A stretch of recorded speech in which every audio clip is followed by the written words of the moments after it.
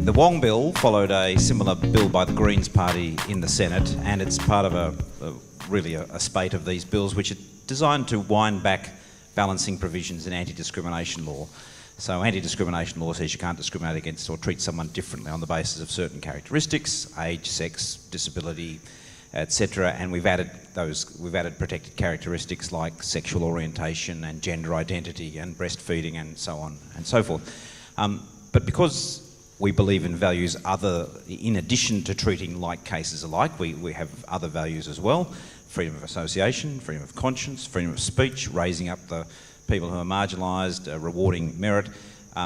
That's not the only value. Treating everyone exactly the same is not the only value, and our anti-discrimination laws recognise that by having a range of balancing provisions or exceptions in there. So, for example, political parties, in the spirit of freedom of association, do not have to employ people who don't agree with the political party's ethos.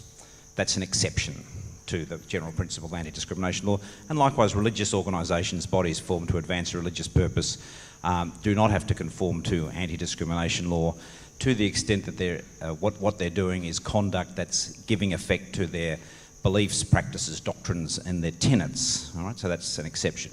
What has been happening over the last 10 years or longer in Australia is a pretty relentless campaign to wind back those exceptions or balancing provisions, particularly for religious bodies. And the Wong bill and the Greens bill in the Senate were perhaps the latest example of that, David. So the Wong bill was going to affect the Sex Discrimination Act, which prohibits discrimination on the grounds of gender and sexual orientation and gender identity and so on, has an exception for religious organisations in there. And the Wong bill and the Greens bill before it would have said, we're taking out the exception for religious educational institutions. That was typically thought of as religious schools, but it actually extended beyond schools to any religious training institution, so institutions for missionaries, pastoral care workers, chaplains, theological colleges and so on. And it would have taken out those exemptions, which meant that people who were employed in those organisations, or the way that people were taught in those organisations, there could be no detriment or lesser benefits to people on the grounds of their sexual orientation or gender identity. And the immediate problem that arises there is, of course, that many religions, not all, but many religions take a conservative moral view that sex should be between a man and a woman in marriage, and therefore forms of sexual expression outside of that, although protected by law, anti-discrimination law, are not permitted within the teaching of the religion. So once you get rid of the exceptions, you open up the door for complaints against religious schools and against religious educational institutions, those tertiary institutions, for complaints to be made saying you are teaching a doctrine which is actually offending or insulting or treating someone as lesser. You're employing people who you're refusing to employ people who don't believe in the doctrines of the church, which is a strange thing, but that could also be a source of complaint under the laws.